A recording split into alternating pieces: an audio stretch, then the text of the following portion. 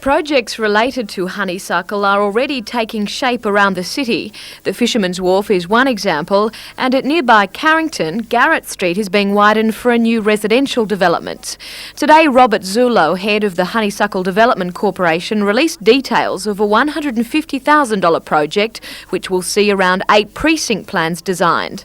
The plans will give the private sector an idea of what's available and what the corporation has in mind for the city. It sets a very good guide and, if you like, a roadmap for people to easily understand what is required, and also, you know, to ensure that they do understand how the whole thing fits in with the current City of Newcastle guidelines.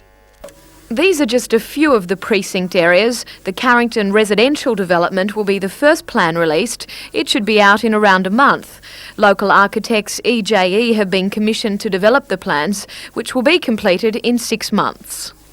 Community input is vital in developing the precinct plans and ultimately the future of honeysuckle. Tonight, the first of many public meetings will be held at the Newcastle Regional Museum. Jodie McKay, NBN News.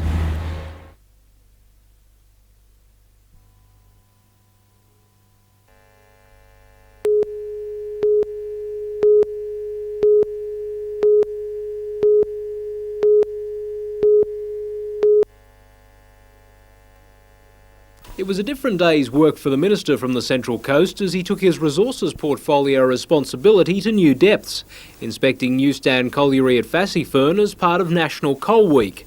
No stranger to the coal industry, Michael Lee also used it as an opportunity to catch up with the mining constituency. While Australia is one of the world's biggest coal exporters, the Minister now wants manufacturers of equipment used in mining and transportation of the mineral to go on an export drive, especially into Asia. Well, there's going to be a massive increase in the demand in those countries for new energy sources, including coal. Some of those countries do have some coal deposits, and Australia, I think, can rightfully claim to be blazing the trail in the latest technological developments in coal mining and materials handling technology. The Minister's call already has the support of the Coal Association. Last year we exported $500 million worth of equipment and technologies from the mining industry. It's a tremendous opportunity for Australia, and one that really is growing, and we encourage. Meantime, the Minister has called for improved communications between mining unions and the Coal Association on the state of the international coal market. The advice comes following continuing union threats of industrial action in their fight for just returns for Australian coal exports.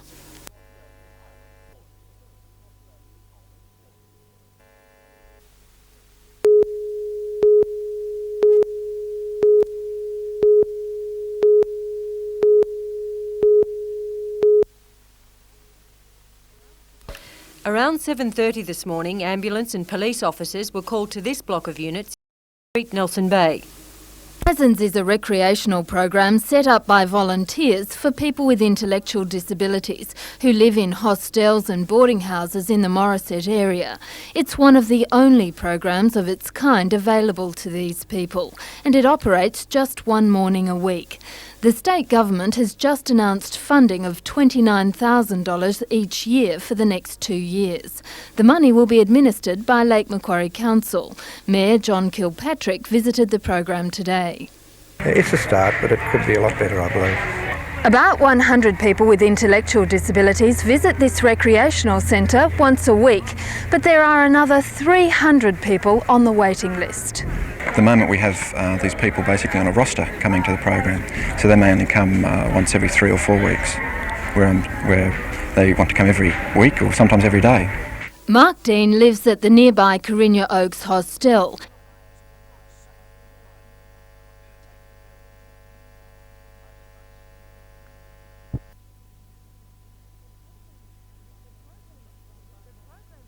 The program is run by volunteers, but each person is charged a fee of $3 per visit to cover costs. 63-year-old Alan Kelly also lives at Carinya Oaks. After paying board, he has only $20 of his pension left each week, but he considers the $3 fee money well spent. Volunteers say with more funding they could expand this much-needed service.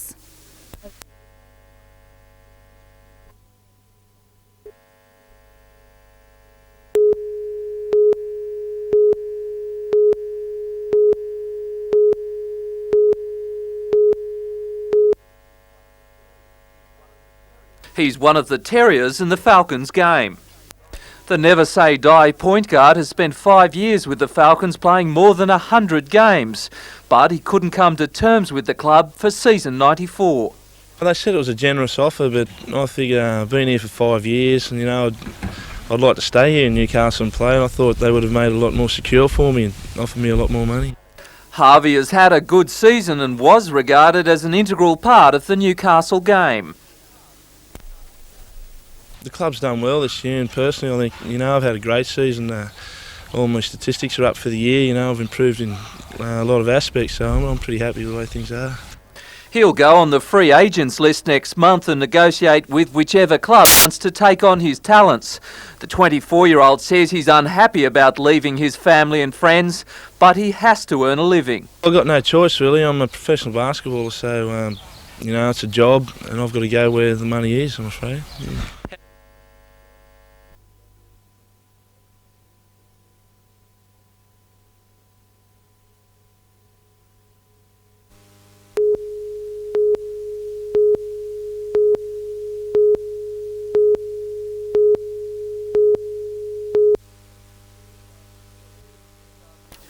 Newcastle pro surfer Simon Law has just returned home after his historic win in the Vietnam Pro. The contest location at China Beach proved to be a surfing mecca, producing clean 2-metre waves. Vietnam was a pleasure to surf at. The waves were quite good and the people were quite friendly towards us.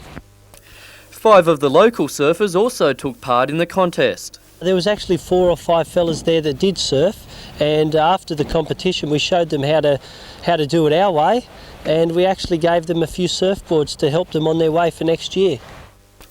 For Simon, there was more to the victory than the novelty of winning Vietnam's first pro surfing contest.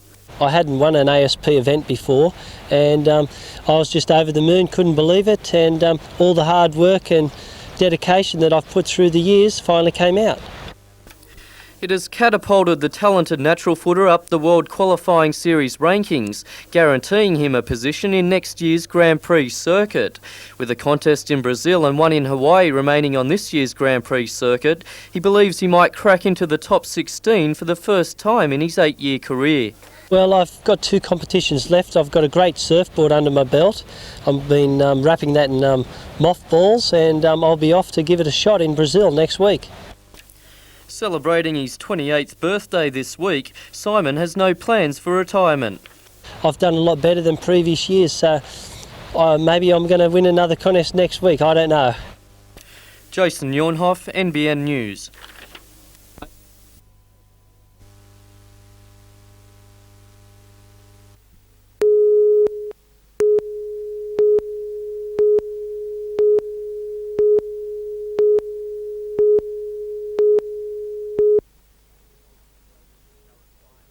The current fine operators of ships face for polluting New South Wales beaches and harbours is $250,000 plus the cost of clean-up. Legislation introduced to Parliament could see all types of discharge, including oil and ballast spillages, attracting a maximum penalty of $1 million. Clean-up penalties remain, with polluters picking up the total bill for rectifying a spillage. Penalties for making false statements or reports about cargo, liquid discharges and spillages have also been amended under the proposed legislation. The move brings the state into line with Commonwealth penalties for marine pollution.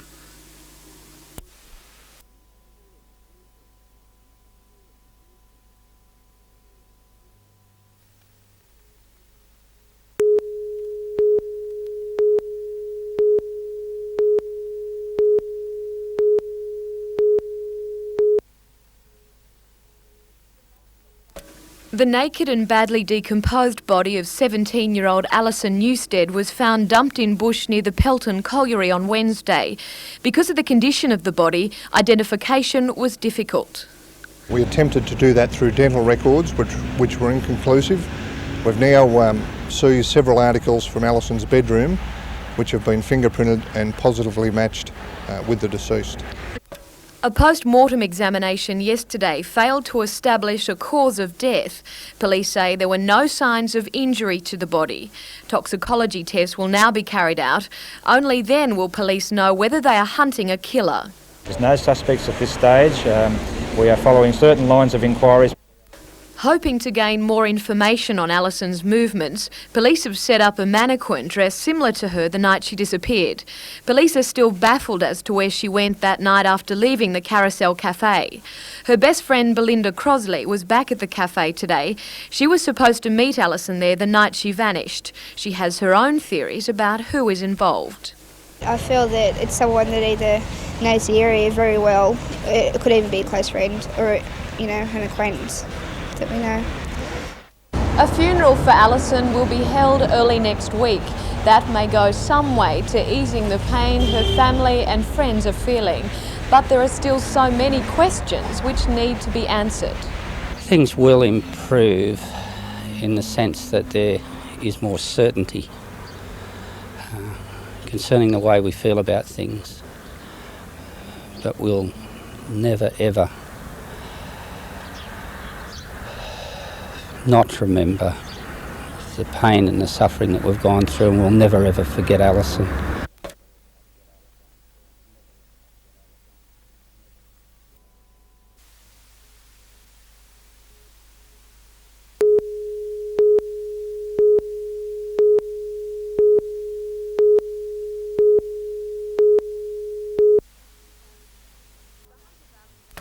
The Hunter Valley is the state's most important coal-producing area. For the last 17 years, Singleton Council has organised coal discussion days where industry leaders and the community can catch up on the latest developments.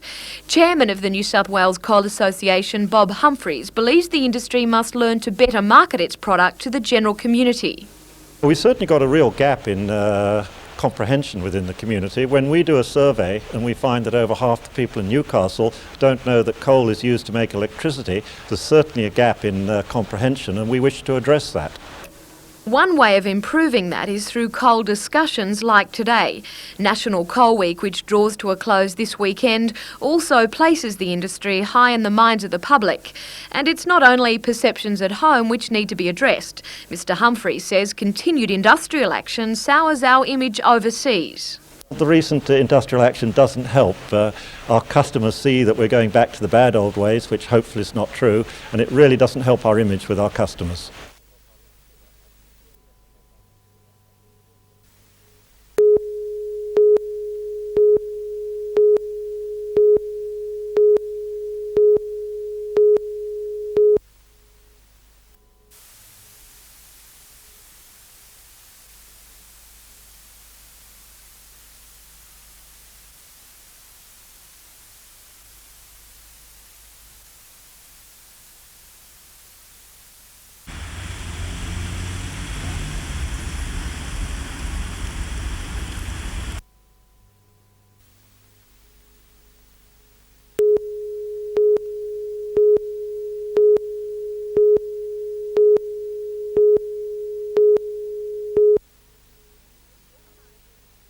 Organisers of the Branxton Pro-Am are doing some heavy praying tonight, hoping the rain holds off for the weekend tournament.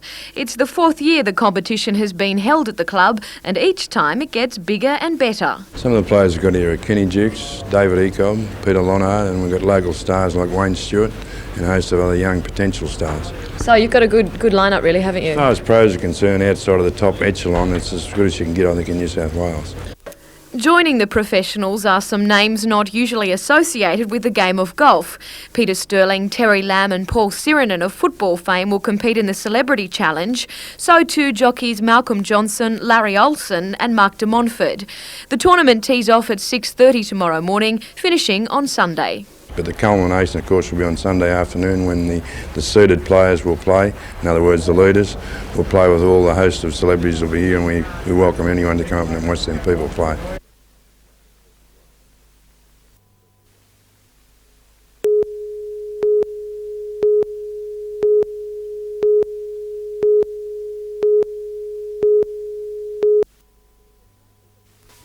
A total of 60 works were entered in the competition. During its 37-year history, notable artists such as Sir William Dobell and John Coburn have gone on to become judges. This year, it was the task of Hendrik Kohlenberg, curator with the Art Gallery of New South Wales.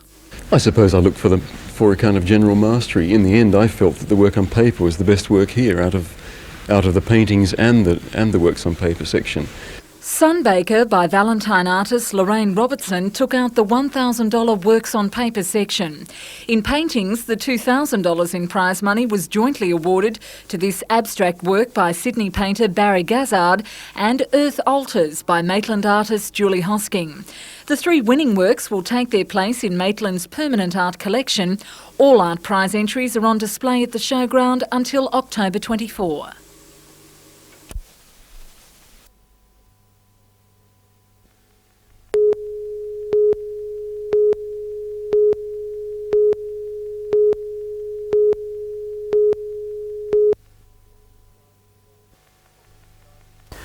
Polling started today at 8 a.m. and finished at 6 p.m. The recent death of Mayor Alan Dahl from a heart attack and resignations of councillors Mike Fleming and Arthur Lysart paved the way for the vacancies. 12 candidates are vying for the 3 positions and a result is expected by tomorrow afternoon. However, an official result will not be announced until Tuesday. Today's by-election was also unique in that it was the first to be run under the new 1993 local government election regulations. Before, councils carried out their own polls, but with the new regulations, the State Electoral Commission carried out today's poll. It angered councillors because the council still has to foot the $20,000 bill for the poll. It is expected the 3 new councillors will have no qualms whatsoever with the way the poll was run. Jason Neuenhoff, NBN News.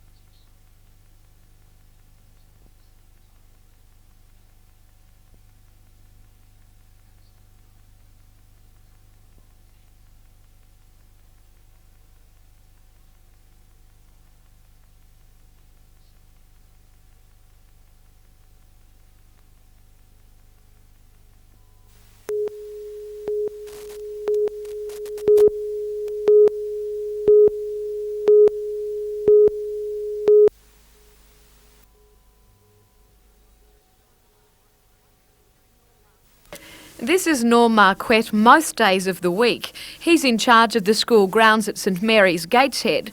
But Norm is no ordinary groundsman. A school touch football side is named after him, and so is the Oval. Kids respect him at the school because of what he tries to achieve and how he works with them and how much pride he takes in what he does.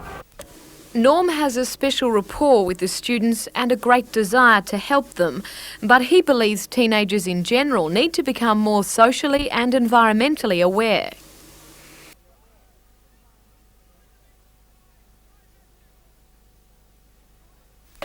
With the support of teaching staff, Norm has organised a series of speakers. Linda Stevenson of the Native Animal Trust Fund is one of those. She spoke to Year 8 about caring for injured animals.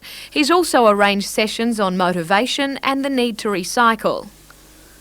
And I guess there's a lot of things that I'm not aware of, and anything that we can be made aware of has got to be of benefit to us all.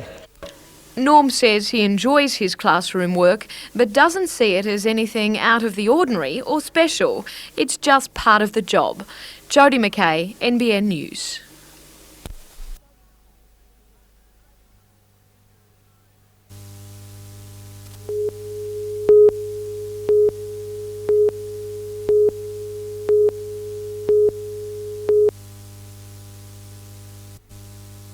The 5-year study focused on 3,000 smokers in an area bounded by Newcastle, Port Stephens, Cessnock and Lake Macquarie. It found men and women aged between 35 and 69 who smoked were 3 times more likely to suffer a heart attack than non-smokers. Professor Peter Fletcher from the cardiology unit at John Hunter Hospital says the result is a major message to the region. Firstly, because it is local data. The data is collected from patients who've had heart attacks in the hospitals in the Greater Newcastle area, and what it tells us is that cigarette smoking is and remains a very, very major risk factor for heart attack and for death from heart attack. The National Heart Foundation, which has highlighted the link between smoking and heart disease, has welcomed the report. It's been widely accepted now for a long time that smoking is a major cause of preventable death and illness in Australia, and basically this study just reinforces that to a great degree. Release of the Newcastle study coincides with the announcement by the Philip Morris Group to crack down on underage smoking. The good news for smokers who decide to kick the habit, the risk of heart disease is reduced to the same level as that of a non-smoker in 2 to 3 years. However, it will require dietary and lifestyle changes. Gary Blair, NBN News.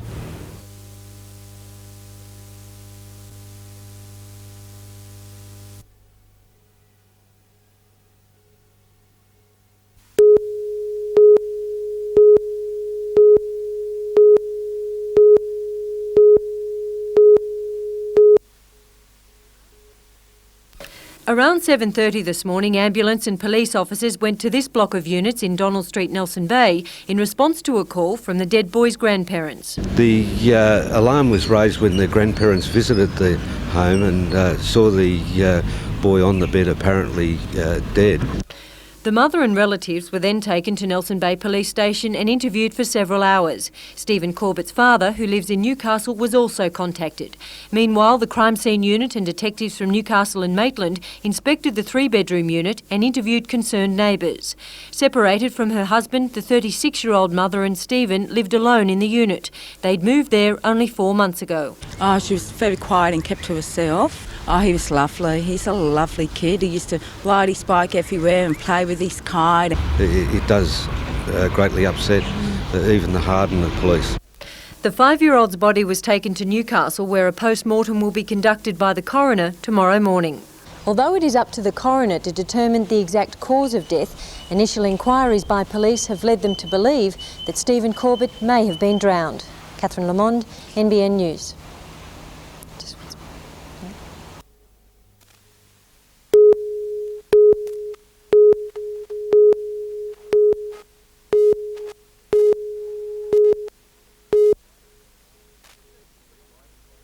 The 73 riders headed out from Singleton with 110 kilometres to cover to their destination, the Araring Power Station. 16 kilometres out, Aussies Lawson and Gaudry made a break with Islands Lonergan. Back with the pack, and they were riding through some beautiful countryside, touring the vineyards of the Hunter Valley. But into Cessnock's main street, and it was a case of dodging the traffic.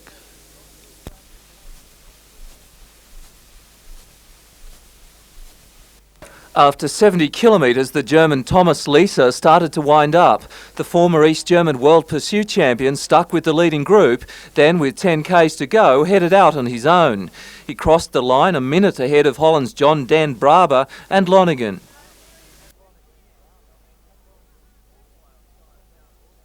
Wyong Shire's Darren Lawson was 4th, Newcastle's David Perry 6th.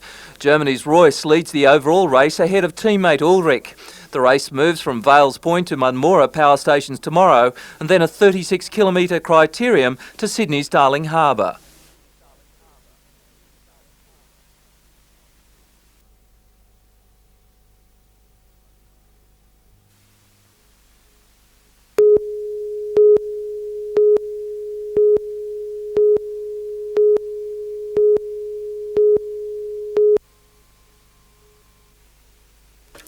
Called Finis, the exhibition will showcase 250 pieces created by final year students.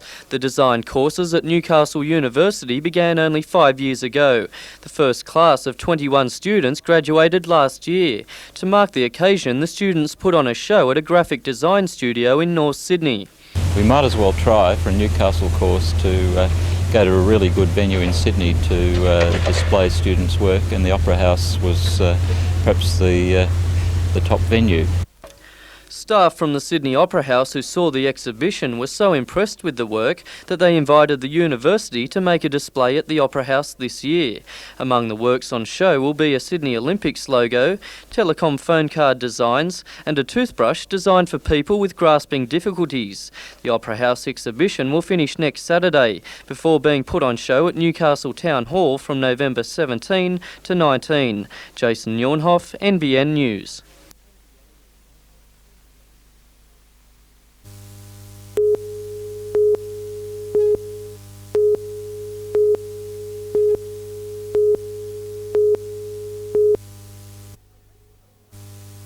Believe it or not, Kenneth Way is just 12 years old, and this is how he spends most of his days, working away in the special education class at Beresfield Public School.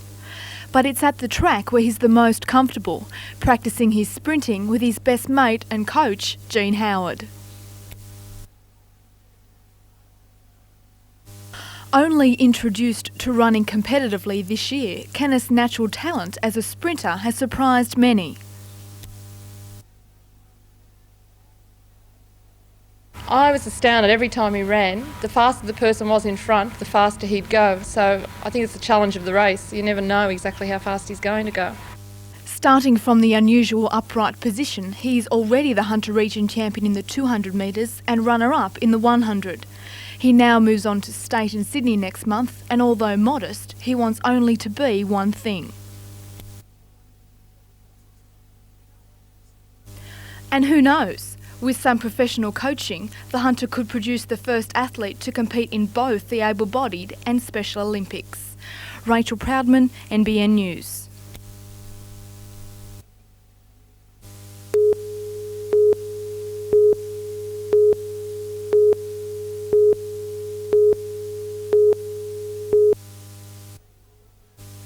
About $23 million from the federal government's National Training Authority will be spent in the Hunter.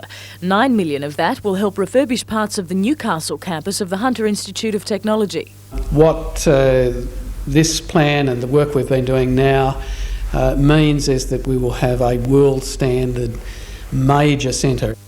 These buildings will be torn down, replaced by a facility housing painting and decorating, ticket writing and sign writing. A massive overhaul of at least 7 workshop areas is also planned. Construction is due to begin in 1995 and be completed by mid-1997, and the renovations could make a difference to the delivery of TAFE training. We might be training, for instance, metals people, and we'd be open from 8 a.m. in the morning till 8 p.m. at night. And people and industry can elect when they send their students and how they send their students. At the historic Hunter Street campus, construction will begin next year on a $5 million art and design centre. At Curry, $600,000 will help establish a rural skills centre set to become TAFE's agricultural training showpiece. It will have a significant teaching winery in which we'll be producing our own wines. It also will have an agricultural skills centre with tractors, quite a lot of heavy farm machinery, and hydroponics. At Glendale, stage 2 of the college begins next year. Almost $8.5 million will be spent building more classrooms and computer facilities, a library, business centre and offices.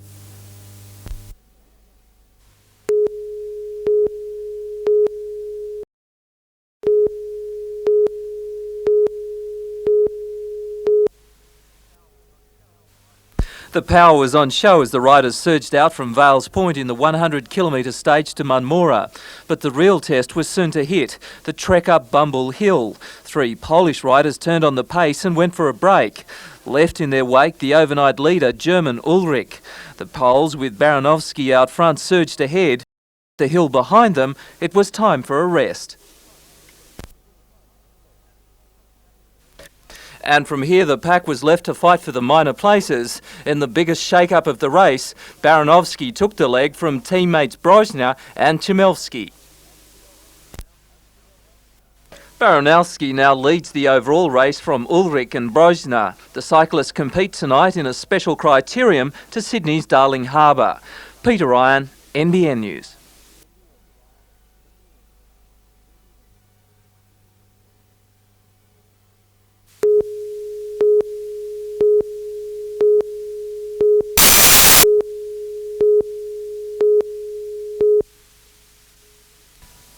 These Year 3 students are helping to ascertain if they have healthy lungs. The study by John Hunter's Environmental Toxicology Research Unit is being watched by a number of bodies, including the State Health Department, the EPA and the University of Newcastle.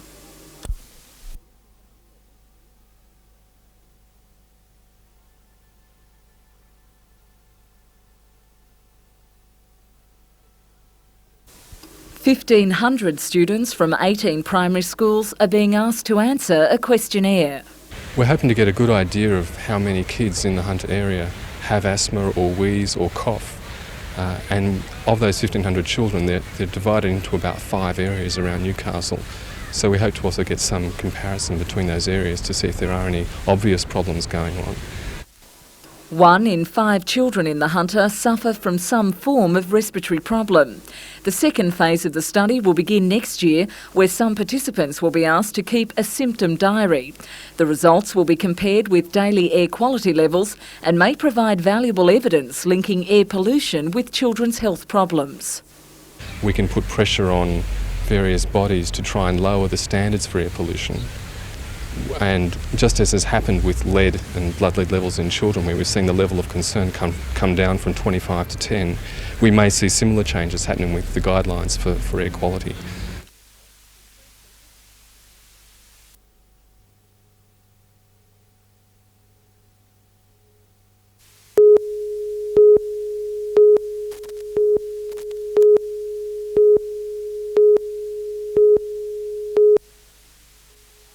The Lind family has been part of civic theatre operations for several decades. However, they decided to protest the return of the refurbished entertainment complex yesterday over Newcastle Council's decision not to reinstate Patriarch Frank Lind to his backstage post at the Civic. Frank worked here for 11 years, full-time. He ran backstage, he had no problems, he had no accidents, nothing. And yet this is the way they treat somebody who's loyal to him. While the family staged their protest, Frank Lind recuperated in John Hunter Hospital after collapsing on Friday night from what the family describes as stress resulting from his redeployment.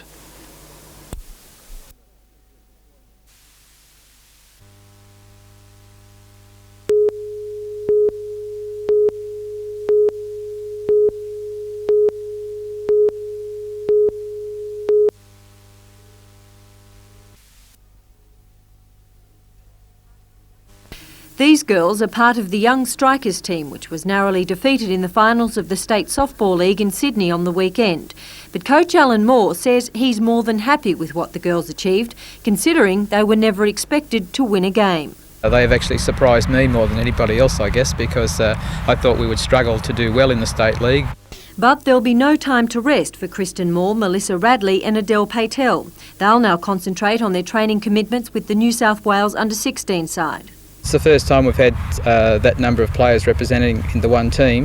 We have had 2 players last year represent the under-16s, but this is the first time we've had 3 represent from the one area, which is a really good achievement.